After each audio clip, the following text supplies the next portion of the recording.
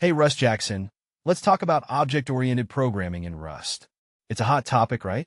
Yeah, definitely. A lot of people are curious about how OOP principles fit in with Rust's unique approach. So, you said there are different definitions of OOP.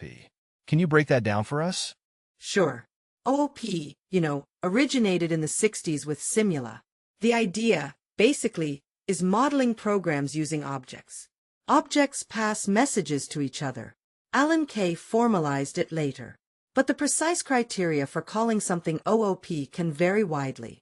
Some definitions would say Rust is object-oriented, others wouldn't. So it's not a simple yes or no. Exactly. There's a range of interpretations. Rust has its own unique strengths, like its focus on memory safety. Can you give us an example of those strengths? Rust's ownership system and borrowing rules, for instance, can directly improve the safety and reliability of a system compared to, say, C++. So, how does Rust handle the objects passing messages aspect of OOP? Then, Rust doesn't have a traditional object system like Java or C++. It uses traits and structs for similar functionality. Traits define behaviors, and structs can implement them. traits? Can you give us a basic example of that? Explaining traits. Imagine you have different kinds of vehicles. A trait might describe something like drive. Different vehicles, like cars and bikes, implement the drive behavior in their own unique ways. So Rust uses traits, not classes, to mimic OOP structures? That's right. It does it in a way that aligns with its performance and safety characteristics. How would this translate to financial applications? Say, tracking investments or managing accounts? You could create structs representing investments and accounts. Traits could define methods like calculate_return or update_balance. It could make the code cleaner and maintainable, just like how OOP would help in Java applications. Okay, so Rust isn't just rejecting traditional OOP.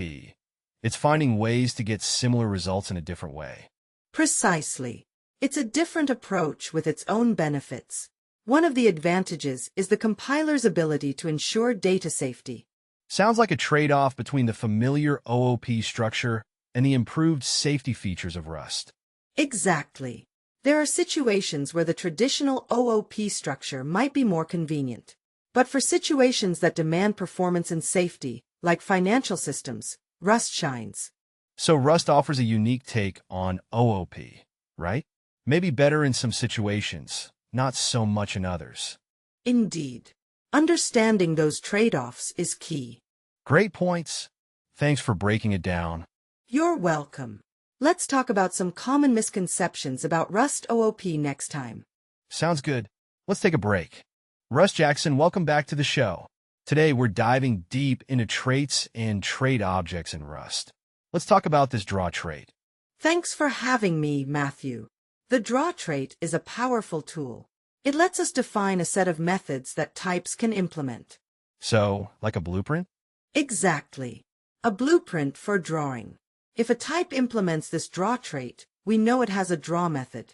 Cool. Why are we talking about this? Because trait objects let us store values of different types that all implement the same trait. Imagine a window manager.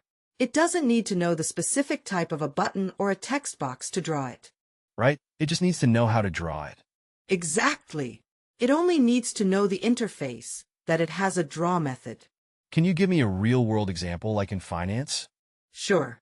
Imagine a system for displaying financial instruments. You could have a stock type, a bond type, and a future type. They all could implement a display trait. So, the display trait would have methods like display_value, display_price_change, right? Yeah, methods relevant to the type. Our display engine would just call the display method on each instrument. What if a type doesn't implement the draw trait? Rust won't compile your code. It's a safety check. This stops runtime errors, which can be costly in a financial system. Okay, so we have a button struct. What does it have in it? It has width, height, and a label. Different components might have different fields, but they all share the draw method. So, selectbox is width, height, and a vector of options. So, selectbox also implements draw. Exactly, Any type we want to draw has to implement draw. It's all about the common interface. So, in main, we're using box? Yes. We're creating trait objects box to store our components. This way, screen doesn't need to know the specifics of each type, just that they have draw method. This is like duck typing, right? Yes. If it walks like a draw type, it quacks responds to the draw method. We can add new component types without changing screen. So, a string can't be a component? No, a string doesn't implement draw, so screen can't use it. It must have the draw method. So what if the string needed to be in the GUI? We'd add a draw implementation for string, defining its drawing. So, trait objects are an important part of a flexible GUI system. Yes, trait objects allow us to write more generic code in Rust. It's very important for maintainability and extensibility, especially in financial systems. Russ Jackson, great insight. Thanks for shedding light on trait objects and their practical application. Russ Jackson, thanks for joining us today. Let's talk about trait objects. You mentioned monomorphization earlier. How does dynamic dispatch differ? Sure, Matthew. Monomorphization, remember, is when the compiler creates specific code for each type used with a generic function. That's static dispatch. The compiler knows exactly which method to call at compile time. So, dynamic dispatch is different? Exactly. With trait objects, the compiler doesn't know the exact type at compile time. Imagine a function that accepts any object that can draw itself. The compiler can't predict which drawing method to use. So, how does it work at runtime? The compiler generates code that, during execution, finds the correct method to call. It uses pointers within the trait object to locate the appropriate implementation. That sounds slower, right? Potentially. The runtime lookup adds overhead. It's a trade-off. This dynamic dispatch lets you write extremely flexible code. Like super flexible? Super flexible. You can have a list of shapes, circles, squares, triangles, and they can all draw for themselves using the same interface. But is there a downside? Yes, there's a runtime cost. And the compiler can't optimize as much because it doesn't know the precise type at compile time. So, dynamic dispatch is great for flexibility, but static dispatch is faster? Exactly. It's a classic trade-off. If speed is paramount, static dispatch is often the winner. Financial applications, for example, often prioritize speed. What are some examples of when you choose dynamic dispatch over static dispatch? Game development. You might have a character class, and different types of characters could use the same drawing functions, but with different graphics. Imagine a character using a magic ability. So, you could write one method but have different results depending on the type? Exactly. The runtime lookup finds the correct method for that particular character's type. What if I wanted to use trait objects in a financial app? Well, imagine representing different investment strategies. Each strategy might have a calculation method, but each strategy's way of calculating return might be different depending on the exact underlying portfolio. Trait objects could provide a uniform interface. But the runtime lookup in a complex calculation could affect overall performance in a financial app. Right. You'd carefully consider if the added flexibility outweighs the potential performance hit in a real-world financial system. So, the key is to think about the trade-offs? Precisely. Static dispatch is often faster but less flexible. Dynamic dispatch is more flexible, but potentially slower. It's about choosing the appropriate tool for the job. Thanks for clarifying this. Dynamic dispatch is important. Absolutely. A powerful tool when you need flexibility in your code. So, if we were building a high-frequency trading system, You'd likely want static dispatch for maximum speed to ensure the maximum efficiency in such a crucial operation. makes sense. Thanks, Russ Jackson. Russ Jackson, welcome back to the show. Today, we're diving into object safety and traits.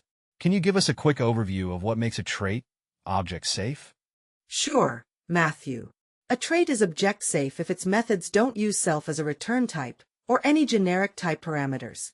Okay, that's a simple enough description. But what's the why? Why these restrictions? Well, when you use a trait object, Rust loses track of the specific type implementing the trait. If a method returns self, the trait object doesn't know what type to return. Similarly, generic types need concrete types filled in at compile time. A trait object can't handle that unknown information. So, a trait object can't handle the type safety at runtime. Got it? Exactly. It's a critical aspect of type safety in Rust. Think of it like a contract. If you promise a specific return type or use a specific type, the trait object needs to be able to honor that promise at runtime. Can you give an example of a non-object safe trait? The clone trait is a good example. The clone method returns self. So, it's not object safe. And what happens if we try to use it as a trait object? The compiler will complain. You get a compile time error. Why is that important? Well, for the safety of your code, obviously. If you try to use clone as a trait object, you'll run into runtime errors, because the compiler can't guarantee the return type will be valid for the underlying type. Think of how important reliable return types are for financial applications. You wouldn't want a function to return an incorrect amount, right? This is like making sure the transaction amount is correct. Right? It prevents unexpected behavior. So, how does this apply in real-world financial applications? It ensures the correct handling of data structures like accounts and transactions, preventing unexpected results. Okay, so we understand the why. Can you walk us through a practical example of a situation where this might go wrong, and how to fix it? Imagine a situation where you need to process a collection of items that implement clone. Okay, Well, if you use box without taking into account the object's safety, your code might crash unexpectedly because the clone method would not be correctly executed in the runtime. what would the correction be? You'd need to use a trait that is object safe. Ah, so you need to change the trait. Exactly. So, this is a vital part of memory safety and stability in Rust. Absolutely. It ensures that your code behaves predictably, especially when dealing with trait objects. Thanks, Russ Jackson, for clarifying this important concept. My pleasure, Matthew. Okay, Russ Jackson, let's dive into this state pattern. Sounds interesting. What's the core idea behind it? So, the state pattern, in essence, is a way to organize code where an object's behavior changes based on its current internal state. Think of it like a light switch, but instead of just on or off, it can be different modes, So, different actions trigger different states? Exactly. Instead of changing the core object's logic directly, we have little state objects managing the specific actions for each state. This makes the whole thing much more organized. How does this help when dealing with a complex blog post workflow? It separates the different steps in the blog post lifecycle. The core post object doesn't need to know how to review a post. It just knows when to change to the reviewing state. So, the reviewing state is handled by a separate object? Right, a different state object. This makes changes to the review process simpler. No need to modify the entire post object itself. Just tweak the reviewing state object. Makes sense. So, in the blog example, a draft is a state, a review another. What are the pros for financial applications, say, for a bank system? You could apply it to account status. A pending account is one state, an active account, another. If the account goes into recovery, that's a third. We can modify recovery procedures without changing the core account object. How about an example of an unhelpful design choice? If you overuse it and you have too many states, you can have very complex logic when things have to shift between those different states, and it could be unnecessarily complex. So, there's a balance? Definitely. You want enough states to make your code organized, but not so many that the logic within the system becomes harder to understand. This can be key to the long-term maintainability of any software system. So, how does the blog example in the code use this exactly? The post object maintains its state internally. Users call methods like add_text, request_review, and approve. Each method triggers a transition to a different state if appropriate. The object's behavior changes based on that internal state. So the user doesn't need to understand the state transitions directly? Exactly. The core of the post class doesn't have to change much even as the rules for review or approval get much more complicated, making changes easier in the long term. Great, that's very clear. Let's look at the code's example, which we haven't yet got to. The example code, which we'll look at, shows how this is implemented in the code. There are methods for adding text, requesting a review, and approving a post. Each state, the draft state, the reviewing state, and the published state, manage their own logic. We will see the outcome in terms of what gets printed when the content method is called. You see how the different states are handled differently, which allows us to have a cleaner workflow. Okay, very important information. Now let's get to the code. I want to see how that works in practice. Great. I'm eager to look at that now. Russ Jackson, welcome back. Let's dive into this post struct. So, we're defining a state-based system for posts, right?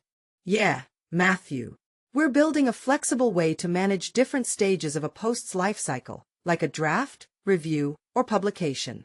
Okay, so this post struct, what's the core idea behind having an option for the state field? It's about polymorphism and flexibility. Imagine different states, like draft, pending review, and published, each with unique behaviors. The box lets us store any of these states in the post. The option part is crucial. It handles the situation where a post hasn't yet been assigned a state, or perhaps the state is no longer valid. So, a post can start in a draft state and then transition to pending review or published. Exactly. The option handles cases where the post is in an uninitialized state. It's a very common pattern for managing objects with optional, potentially evolving attributes. Think of a bank account. It might have an initial zero balance, or it could even get closed. This post, new, function. How does it ensure the post starts as a draft? It uses the sum, box, new, draft part. This creates a draft object, wraps it in a box, making it a trait object, and sets the state to that wrapped draft. This essentially says, this post starts its life as a draft. So all new posts begin in draft mode. What if we wanted to create a new post and instantly set it to pending review or published? Is this possible? Not directly, Matthew.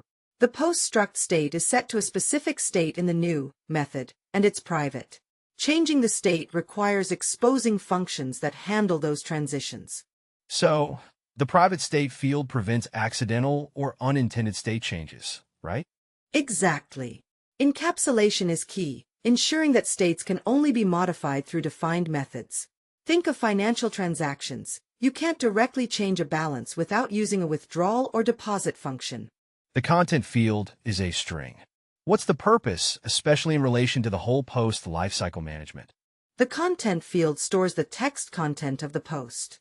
As the post transitions through its lifecycle, draft, review, publish, the content might be updated, but it will always be linked to the same post instance. So, this approach allows for a clear separation of concerns? Yes, exactly. The state is completely encapsulated. It's a safe way to represent the life cycle of an object and manage the transitions between different states, very useful for financial applications, managing orders, or handling requests, etc. Excellent. So this state trait, why is it important? It's the contract that defines how different states behave. This crucial abstraction lets us add new states later without changing the post struct. And what are the potential downsides or trade-offs of using this approach? Russ Jackson. It adds a slight layer of complexity, but makes the code more adaptable and maintainable. We lose direct access to the internal state. However, the clarity and maintainability more than outweigh it. That's a great point. Thanks for the insights, Russ Jackson. You're welcome, Matthew. Let's move on to the next part. All right, Russ Jackson. Let's dive into this add_text method. What's the deal with needing immutable reference? Yeah, the and mut self part is crucial. It means we're changing the original post object. Think of it like editing a document. You need to have permission to modify it. So, if we just used a regular reference and self, would that work? No way. That would mean the original post wouldn't be modified, which is a huge no-no in programming. We'd be creating a new object instead. Makes sense. So, push_str. What's that doing? Push_str appends a string to an existing string. It's like adding text to a message. Okay, so this function is just tacking on new text, right? Is there some use case for this in, say, a stock trading app? Absolutely. Imagine a system tracking stock news. You'd use add_text to append updates to a stock ticker. This seems pretty straightforward. Is there any danger here? What are some scenarios to avoid? We need to ensure the text isn't null or empty. Trying to append nothing is not good. Memory errors or unexpected input could be disastrous. Good point. And what about error handling? Do we need to worry about the length of the string to be appended? Well, string in Rust has a dynamic size. So, we don't need to handle string size explicitly. Rust's memory management handles that. So, basically, add_text is just a safe and efficient way to update the post content. Exactly. It's a safe, reliable method for adding data incrementally. A very important building block. This makes a lot of sense. But how does this connect to financial data, like handling stock prices? Imagine a stock news feed. You'd use add_text to add new prices, updates, or news to the post's content. Cool. So, the mutable reference is key, because we're actually changing the underlying data.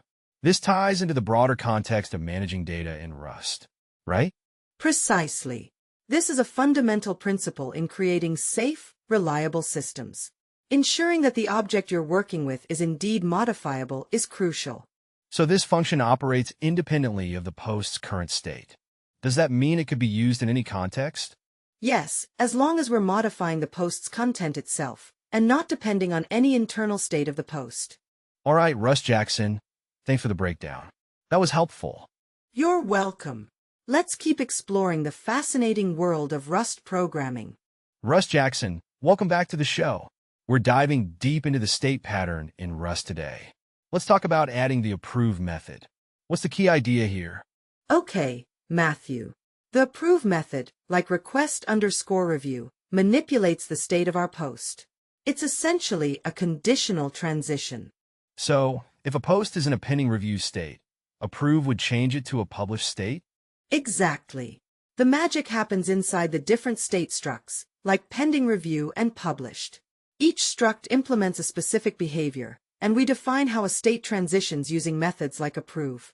Pending review approve method creates a new published state object and returns it. That's the key difference. So approve isn't just a simple setter. It's about creating a new, different state object? Precisely. The published state handles the case where a review is approved. It has its own logic to stay in the published state. Got it. This makes state changes more modular and predictable, right? Absolutely. All state transitions are neatly encapsulated in these structures. No more tangled logic in the main post struct. Now, how the content method is updated is important. Right. How do you handle showing content based on the state? The content method now delegates to the state object. We use post.state.as_ref, .unwrap, .content, and post. This is crucial because it leverages the state object's content method. So, what is as_ref and why is it necessary? As_ref creates a reference to the state object, which we need for borrowing. Using .unwrap means you're not going to get none. The state will always be present, according to the design. Wow. And that's crucial to avoiding panics, right? The content method in the state trait is where we specify the content returned, depending on the post state. Correct. The default behavior is an empty string, handled by the trait. But published overwrites this to return the content from the post object. How would one handle scenarios where the state is in an unexpected or invalid state? You would add more state types, e.g., rejected, to represent all possibilities. But the core idea is that you encapsulate all the state-specific logic into the state objects. Excellent explanation. So this whole design promotes a clear separation of concerns. Exactly. State changes are now encapsulated in the state objects themselves. Think of it like a factory. Different state objects are factories for specific behaviors, like how you get different car models from a factory. This is really elegant. Any potential pitfalls? One potential pitfall is ensuring that all possible states are defined. Missing a state will result in unexpected behavior, and there needs to be a proper default content to avoid runtime error. This design is much more resilient. Thanks for clarifying that. A key takeaway is to avoid putting conditional logic directly in the post struct. So you're saying if you want to change how content is displayed, you would do it within the state? Precisely. This design prevents unintended interactions, which will eventually lead to a more maintainable and scalable application. That's powerful. So, let's see how this applies to financial applications. Imagine a trading system. Different order states, pending, filled, cancelled, could each have their own logic for displaying the order status and details. So, the state pattern would significantly improve the maintainability of that system by segregating all those details to their respective types? Exactly. You can change the behavior of your app without having to modify the main structure of your application. This is fantastic.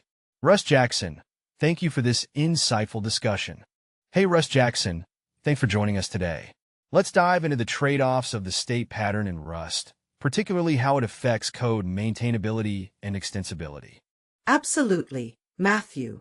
The state pattern, while powerful, does introduce some interesting design choices. It's a great way to organize complex behaviors, but it's not a silver bullet. So, you're saying it's not always the best solution? Precisely.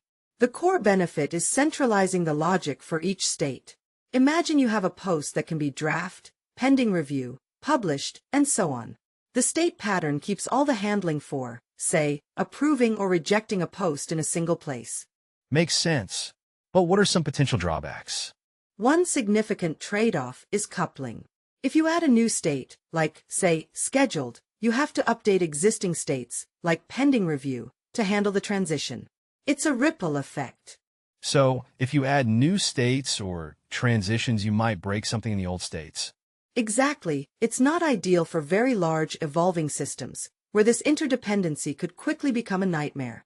Imagine a complex financial system, where multiple states and transitions are necessary, and you need to modify an existing state to accommodate a new transition. Okay, so coupling is a potential problem, but what's another trade-off? Duplication. The same logic sometimes appears in different parts of the implementation. We try to write efficient and concise code using various techniques, including default trait implementations. However, that approach can lead to conflicts with object safety, because the trait doesn't fully know what the concrete implementation will be. So you need to ensure object safety in those instances? Absolutely. We can't let the compiler get confused about what self is in those cases. Object safety is fundamental, especially when using Rust's borrow checker for memory safety. So, there are ways around those duplication issues? Definitely. Rust provides great tools, like macros, to reduce repetition. These macros can streamline and improve code readability significantly. Interesting. Let's talk about practical implications. How does this apply to real-world financial applications? Imagine a trading platform. Different order statuses, pending, filled, cancelled, could be implemented using the state pattern. This centralizes the logic for each state, making future changes and new status updates more manageable. So, in complex financial applications, the state pattern can be very helpful, right? Yeah, but in some cases, the complexity of maintaining those interdependencies can become a burden. It's about finding the right balance. So, it's not a simple yes or no answer. We need to weigh the pros and cons carefully and choose the best approach based on the specific problem we face. Exactly. A thoughtful evaluation of the project size, complexity, and future extensibility is critical. Thanks for clarifying that, Russ Jackson. It's been an enlightening discussion. You're welcome, Matthew. It's a topic worth dissecting thoroughly. Hey, Russ Jackson, welcome back to the show. Today, we're diving deep into Rust type system and how it can be used for something called encoding states. Can you give us a high-level overview? Sure, Matthew. We're essentially using Rust's types to represent different states of an object, like a blog post. Instead of using hidden variables to track a post state, like draft or published, we're making the state part of the type itself. So, you're saying the type of the object itself determines its state? Exactly. A draft post becomes a different type than a published post. This gives us a powerful way to prevent accidental mistakes and improve code safety. Interesting. How does this translate into code? Let's say you have a blog post that can be in a draft state or a published state. Instead of having a flag in the code to track that state, a draft post is now represented by a draft post struct, and a published post is represented by a post struct. Okay, so you've separated the states into different data structures? Exactly.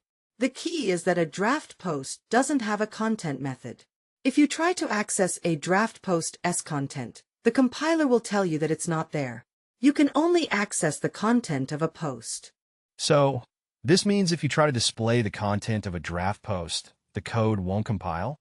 Precisely. The compiler enforces the rule that only published posts have a content method, making it extremely difficult to accidentally display draft content in your application, and ensuring the integrity of your data. What are the benefits of this approach compared to the traditional state pattern? It dramatically improves code safety and reduces the likelihood of runtime errors. Imagine trying to get the content from a draft post in your main program. That would normally lead to a runtime error, but in this approach the code won't even compile. The type system now ensures that the program's behavior is predictable and correct. That's a huge plus. But are there any potential downsides?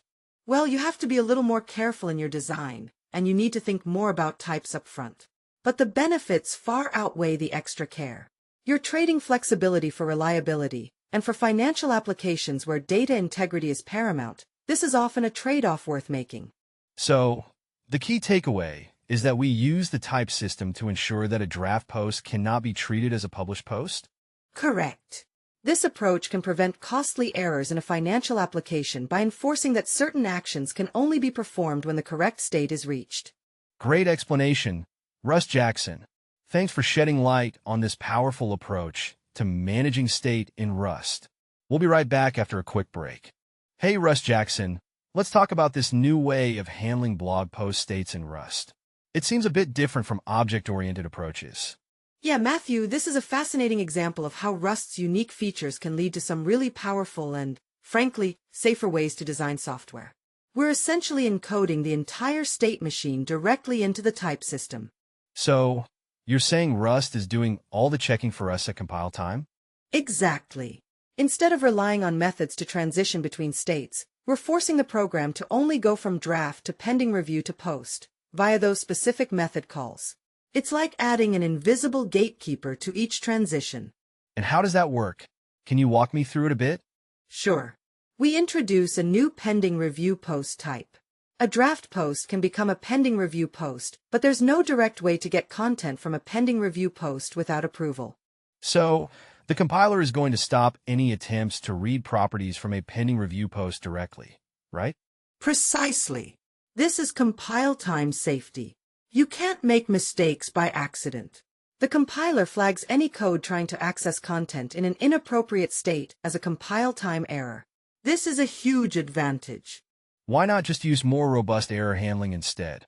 You can use error handling, but by using the type system, we can prevent the issue completely at compile time, not after.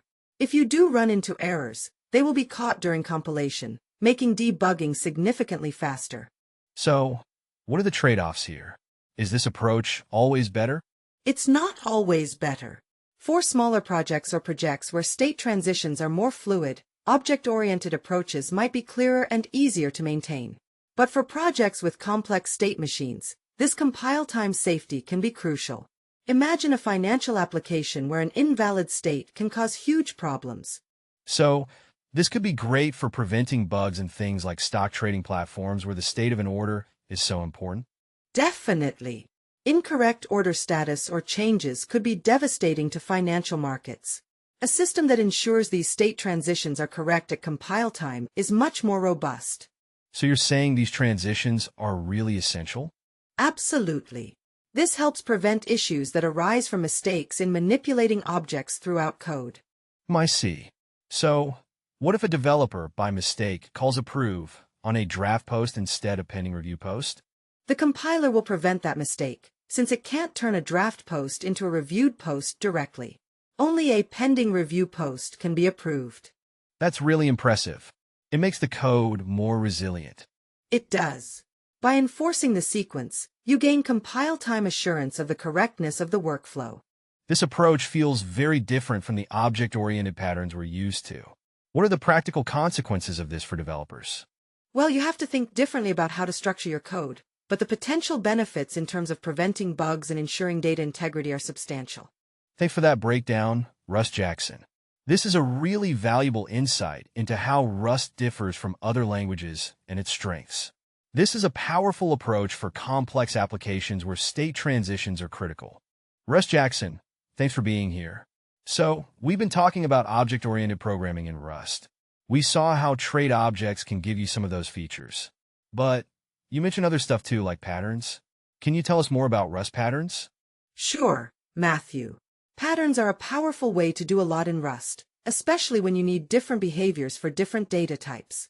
They're like a flexible way to handle different cases. Think of it like different routes in a navigation app. You want different directions for a car versus a bike. So, they're like a decision-making process based on the data? Exactly. You provide a pattern for each possible form your data might take, and Rust determines which pattern to apply at runtime. It's super useful for handling a variety of inputs. How does this relate to, say, financial applications where you might need different calculations based on different types of transactions? Great example. Imagine you have a system for calculating interest. You might have different formulas for savings accounts, loans, and credit cards. Patterns could handle these different calculations cleanly. You could have a pattern for each account type. So, Rust gives you this framework where you set up these different cases? And how do you actually use them? You define what you call a match statement. It's like a series of if-else statements, but more structured. You match specific data values with actions you want to perform. It's clean and readable. And what if the input doesn't match any pattern? How do you handle that? You need a catch-all pattern to handle that unforeseen situation, ensuring that your program doesn't crash if it gets data it wasn't expecting. It is very important to have this final clause. That sounds really useful for error handling as well. Exactly. A specific error case or an unknown input can be a pattern, so your code is resilient. What are some counterexamples where patterns might not be the best approach? If you're dealing with a huge number of very complex conditions, a match statement can become hard to read. Sometimes a simple if-else chain might be more straightforward. It depends on the complexity of the conditions. Right, so it's about finding the balance.